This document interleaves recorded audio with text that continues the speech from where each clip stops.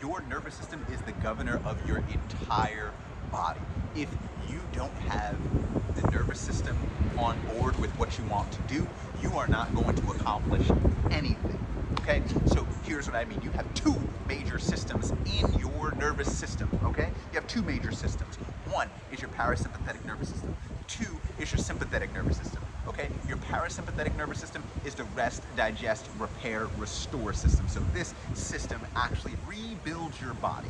And the sympathetic nervous system is your alertness, your awareness, your fight or flight, right? This nervous system basically gets things done and keeps you alive to some degree. So both are important. Don't think that, oh, I want to always be in my rest and digest. No, you got to get stuff done every single day, so you can't stay there, right? But we want to make sure that we are in parasympathetic nervous system state, which is the rest, digest, rebuild, recovery state 80% of the time. Why? Because if your body is breaking down faster than it can be built back up, then you are going to eventually run out of energy, run out of resources, and you are going to crash out and burn, and some system inside of your body is going to fail. If a system inside of your body fails, essentially you won't be able to do whatever it is that you want to do with your life. So, what do we actually do about this? Well, I'm glad you asked. Okay, so here's what we need to do. We need to focus on the nervous system. So when we focus on the nervous system, there are really two things that you can do for your nervous system to really free up and clear up some space, because this is what you want inside of your body and your nervous system. You need the nervous system to be robust. You need your nervous system to be able to handle a lot and also be able to chill out, right? So you don't just want to be walking around all chill and zenned out all the time, because that's great for a certain period, but you need to get stuff done, right? So you need to have a big capacity to do things, but you also need your nervous system to be able to come down and chill them out, right? So this is what we want to focus on, all right? One of the things is, when you look at your nervous system, you're looking at capacity, okay? So capacity basically means what you can actually do and what you can handle, okay? So you work on your capacity. Also, we work on how do you down-regulate your nervous system, okay? And I'm going to give you some examples, so I'm not just spitting out words that you have no idea what they mean, okay? So let's talk about down-regulation of the nervous system, okay? So stimulation of the nervous system is not bad, but overstimulation of the nervous system is detrimental, because you start to spend more resources than you can gather back up. So I'll explain to you how the nervous system works when it's stimulated, okay? When your nervous system is stimulated, it basically burns up resources for a good reason, because it's stimulated. It doesn't really matter the reason why it's stimulated, but when your nervous system is stimulated, you are going to burn up resources. Now, if you are in a state where your nervous system is always stimulated, now, what are the things that can stimulate your nervous system? People, places, things, ideas, social media. I kind of just went over a high level, but what would you really run into on a daily basis? Well, stimulation is going to be how you wake up in the morning. Do you wake up in the morning and check your email, check your text messages, and check social media, and check the news right away? That's going to be stimulation. You're going to start your day off with stimulation, jumping right into the day, stimulation. Now, for some people, they need that stimulation and they get up and they're good. But most people, they kind of get stuck in that loop. So you're going to start your day off with stimulation, and the stimulation is going to last your entire morning, right? You might have gotten up late, so that's going to be stimulation. Then not only did you get up late, but now you have to rush to get ready. Then you sit in traffic and you're overstimulated because you're late, right? And now you have to find something to distract yourself, right? So further stimulation. There is no part so far that you have spent in rest, repair, recovery, kind of Zen mode, right? You haven't actually spent any time there. Now, that could look like your morning, or it could not, right? I'm just giving an example. In that example, you have a lot of stimulation that just happened. Now, ideally, what you would do is you would go, hey, I realized that I had all that stimulation, and now I'm going to do something to down-regulate my nervous system. Now, what could that look like? Simple breathing exercise.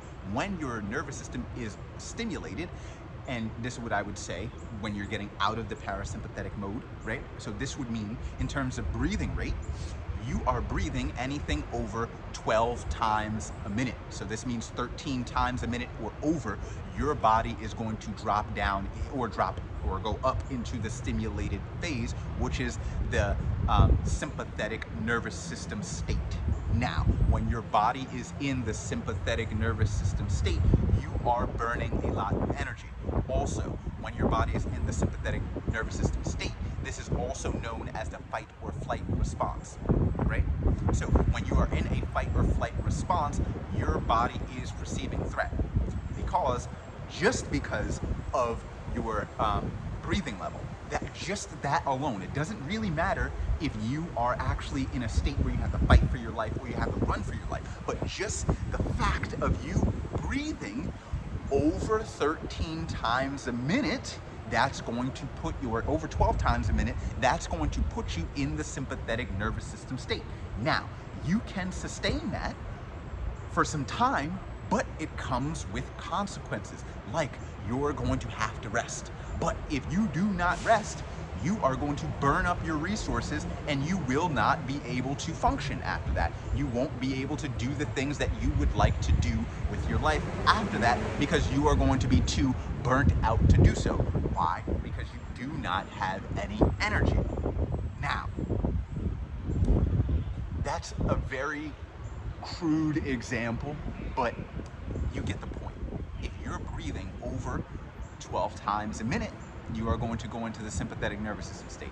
This is not bad because you can get things done, but if you stay here too long, it's not going to be beneficial for you and it's going to be very difficult for you to recover. Okay? Now, what you can do besides, what you can actually do, because I didn't explain what you can actually do. One, I like breath work, right? Breath work is simple. You know that breathing over 12 times a minute is going to put you in that sympathetic nervous system state. So you actively work on breathing less. I like to do 6-4 breathing, right? So this basically means that you take a 4-second inhale and a 6-second exhale. That means that one breath will take you 10 seconds. Now, one breath taking you 10 seconds in 1 minute, that means that you are going to breathe 6 times in that minute. Now that you're breathing that 6 times in that minute, that is under 12 times a minute. So you now drop into the rest and digest phase. Very simple, very easy to do, very low-hanging fruit, but now you pull yourself out of using all your resources, and now you're going back into the rest, digest, recovery phase. Now, I'm going to explain to you what I mean, because when you have your fight or flight response stimulated, I'm going to show you and explain to you what that actually means and what's going on inside of your body, okay? The fight or flight response is basically a threat response, okay? We could just replace fight or flight with threat response, okay? So what does a threat response mean? When your body is experiencing a threat, it does a few things. One, your blood stops going to your vital organs because it switches from rest and digest, right? It switches from rest and digest to I have to fight, I have to run. So fighting and running are the blood is gonna stop going from your organs and helping rest, repair, recover the organs, and it's going to go to your extremities, your hands, your arms, your legs, right? It's gonna go to those areas so that you can run and that you can fight, okay? So this means that the attention is going away from your body actually recovering properly. Let's just keep that in mind, okay? Now, what else happens? Well, what else happens is now that your blood has left this area, you also are probably going to start experiencing quicker breathing, right? Now, when you breathe more times a minute, you are burning up more oxygen. You are burning up more vital resources inside of your body, right? Now, now your body has geared up to fight. Also, the stress hormones, right? Those things are going to start to shoot up, right? These hormones right here, they're going to start to shoot up, right? So now you're in a situation where your body and your brain has switched from, hey, I'm calm, cool, collected, I'm just living, walking around, existing, to now not only am I stressed, I'm taking my eye off of all the things that are calming. I'm actually actively looking and scanning for threats, right? And in that response, and in that threat response, your body starts to shift and change, and you start to become hyper aware. You start to have a hyper awareness of everything around you, and your vision starts to literally narrow. You start to get tunnel vision. You stop paying attention to everything around you, and just you're looking and scanning like with tunnel vision for threats, right? So this can happen over a text message, an email, an argument, actually fighting and running for your life, right? All these things can happen, and that's what happens when you have a threat response. Now, it's unfortunate that that happens with such little effort, right? It's unfortunate that that happens with such little effort, but that's what happens sometimes, right? So what we need to do is have a way to bring that down. Simple way, breath work. Another way is that this overstimulation that happens, right? The spike in the hormones, right? The spike in breathing rate, the spike in heart rate, the spike in hyper awareness, right? All of those things, you can start to think about reverse engineering and getting the opposite done, right? You want to destimulate and bring those things down. One of my favorite things is paying attention to just one thing.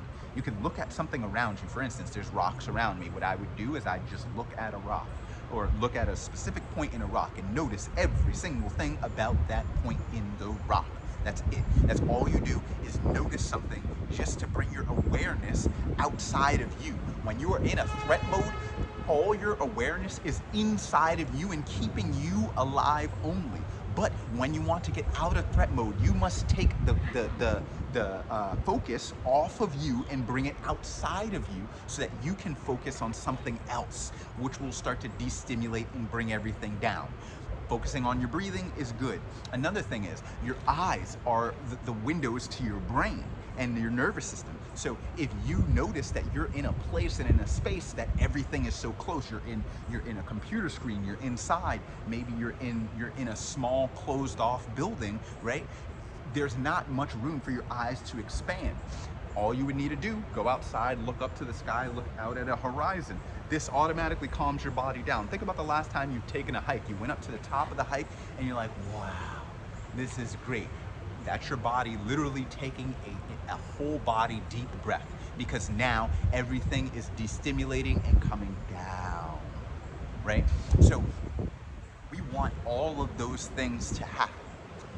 Not to mention that when you start to have all of this rush of hormones and all of this stuff, if it doesn't actually get used, meaning if you're not in an actual situation where you're running for your life and you get away, or you're in or you're not in a situation where you're fighting for your life and you win, right? You now have all of this extra energy, you have all this adrenaline, this cortisol, all of this stuff meant to fight or run, right? You have all of this extra energy, and a lot of times it becomes hard to bring that down. So what happens is, if you don't actually bring that down, that energy, you think it goes away after a little bit. Like, let's just say you had a car, like a near miss on a car accident, and the rest of the day you're kind of feeling shaky, right? Or like for a couple hours or minutes after that exchange, you kind of feel shaky, right? That's the extra energy inside of your body. That's the extra energy inside of your body, just working its way all throughout your body. It's just consuming you. right? And what you want to do is get this out. My favorite thing, one of my favorite things, okay? Because obviously there's a bunch of favorite things, is shaking it out, like literally, okay? And this is why I'm going to explain it to you real quick, and then we'll do a quick exercise. But literally just shaking it out, because your body, a quick contraction and relax, contract, relax, contract, relax, contract, relax. When you start to shake things, that's what happens. You get a quick contraction and a quick relaxation. Your body would never do that if it is under threat, right? It's just not something it would normally do, because if it's under threat, it tries to protect itself, meaning that you would now go into a protective mode. So you wouldn't just be contracting and relaxing the muscles. What you would be doing is you would be holding tension and protecting your vital organs and coming into this kind of position here, right? So you would have a perpetual tightening of everything around you, right? Or not of everything around you, but of your muscles to protect you, right? So there's not going to be a quick contract, relax, contract, relax, contract, relax. So when things are contracting and relaxing, all of that extra energy, or some of it, I'm not going to say all of it, but a lot of it can be dissipated just by shaking it out. Now, I like to start off with the hands. Just like this. And then you can slowly start to bounce with the legs, and it's getting into the whole body. So now, this shaking action starts to tell the body, hey, we can calm down, right? I like to do this for about 10 minutes. You can break it up into 1 minute, 2 minute, 5 minute deals, but you kind of do this shaking action here, and it starts to let go of all of the excess tension and stress that you have, and all that buildup of chemical of the hormones, right? Because now, instead of having that tension, which will get stored, or instead of having all of that that stored up tension and energy in the form of tension in your body, because what'll happen is, if you don't get rid of that, it doesn't just go away like you think you had a near scare or something like that. That tension, if you don't get rid of it, it will just form and hold in the body. A lot of the places that it likes to form and hold, you see this thing here, right? Like in your shoulders. Might store in the hips, might store in the diaphragm, right? Restricting your breath.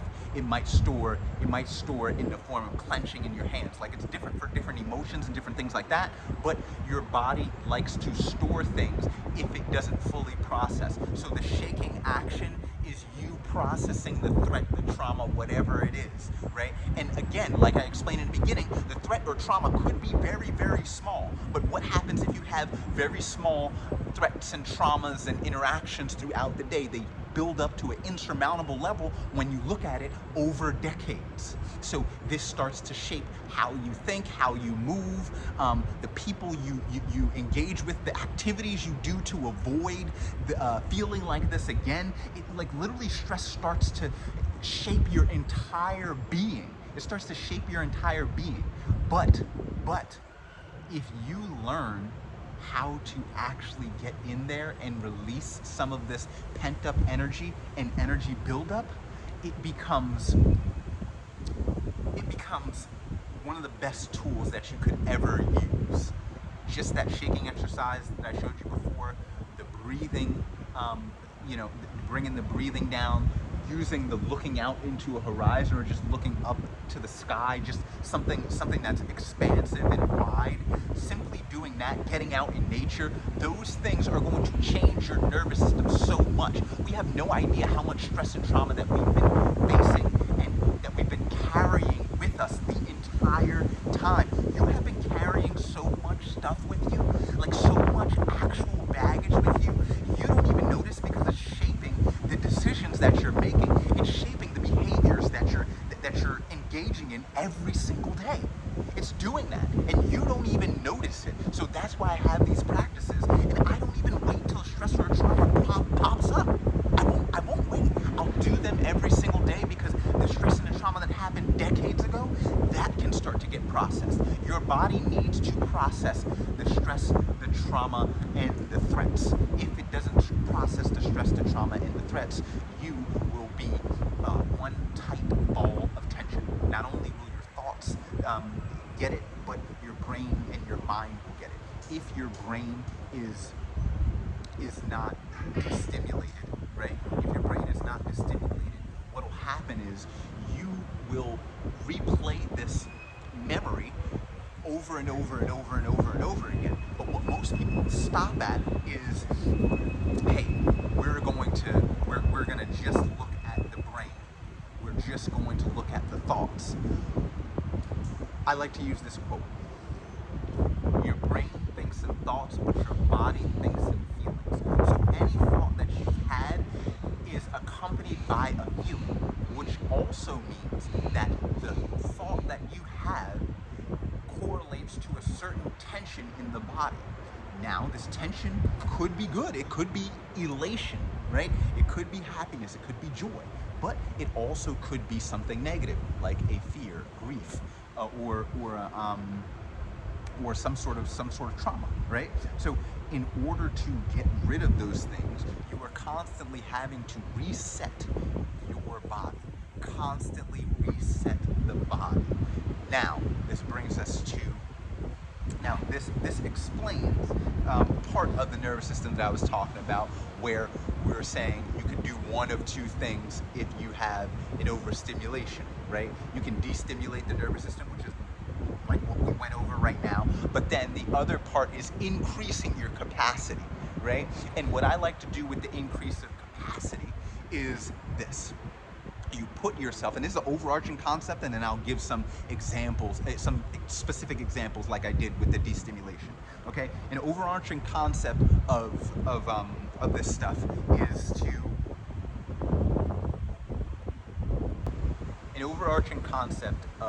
build capacity is going to be this. You can use your breath to build capacity. What does this mean? You can use breath holds, controlled breath holds. Well, let's not start with an example. Let's start with the overarching thing. In order to increase capacity, this basically means that you are increasing the capacity of stress that you can hold before it starts to get detrimental to you. For example,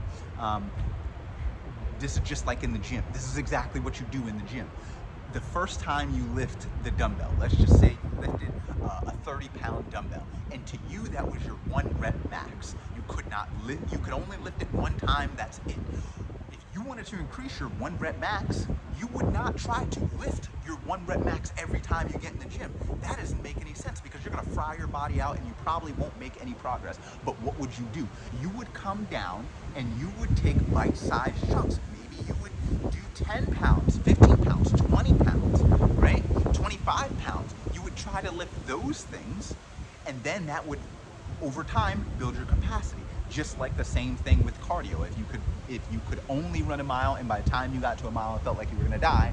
If you wanted to go past there, well, then you would focus on chunking it down, maybe running faster, running less, and then kind of going at that capacity, right? So you're basically talking about taking bite-sized things and making it digestible for yourself. When it comes to the nervous system, in order to build yourself up, what are those bite-sized things that you could do? Is just like weightlifting. Literally, you could use weightlifting, right? Because weightlifting is going to help you in that capacity. But we want to focus on literally your nervous system getting involved. So the things that I like to do is, one, posture work, right?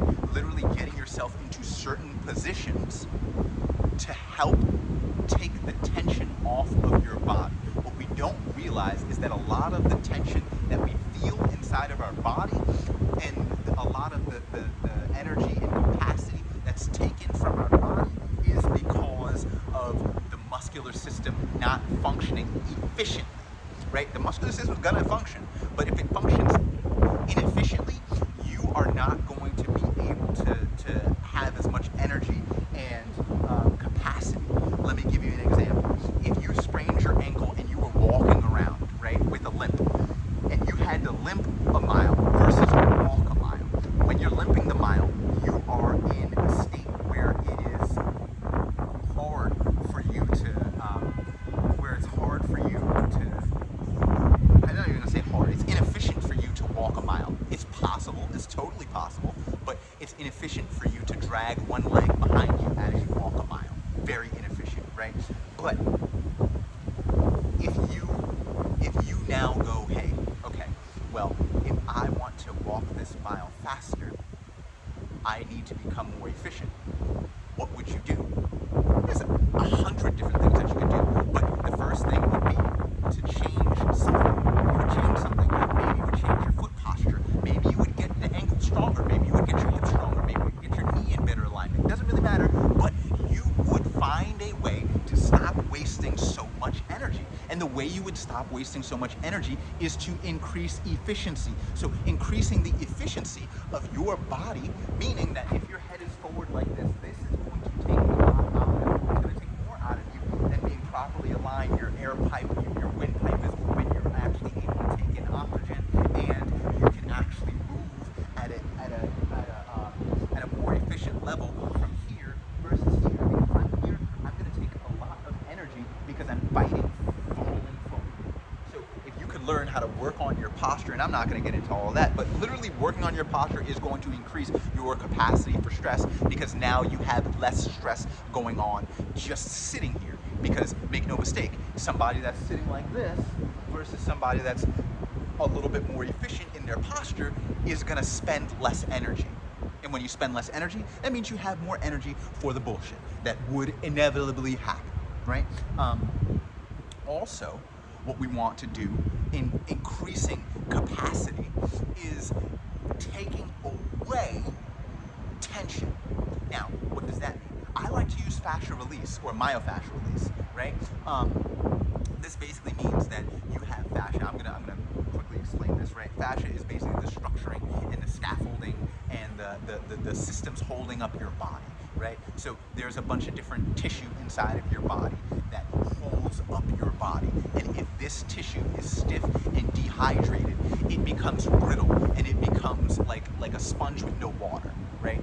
These tissues need water. If they don't have water, they become stiff and brittle, and when you try to walk and move around, there's inefficiencies, and it would either hurt to move or it takes a lot more energy to move, right?